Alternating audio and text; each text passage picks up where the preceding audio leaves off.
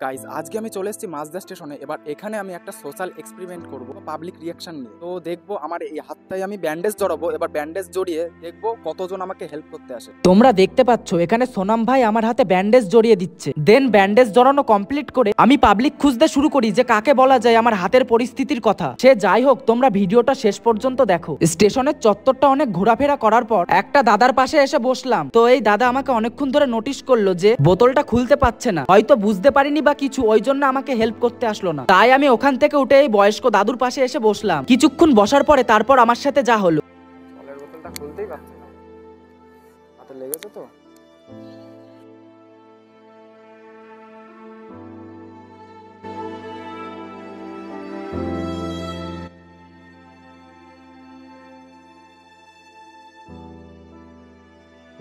তোমার ব্যবহারটা খুব ভালো, কারণ আমার হাতে লেগেছে, তুমি যে খুলে দিলে ভালো লাগলো, ধন্যবাদ।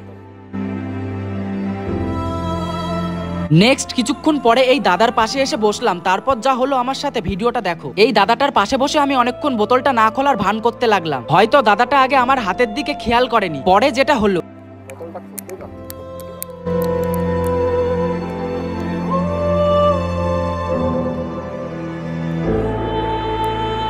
এই ভিডিওটার মাধ্যমে বুঝলাম আমাদের সমাজে এখনো ভালো মনের মানুষ আছে, যারা আমাদের পাশে সবসময় সাহায্যের হাত বাড়িয়ে দেয়। তাই তোমাদেরকে একটা কথাই বলবো, মানুষকে কিছু দিতে পারো বা না পারো, কিন্তু সবসময় সাহায্যের হাত বাড়িয়ে দিও। Thanks to all.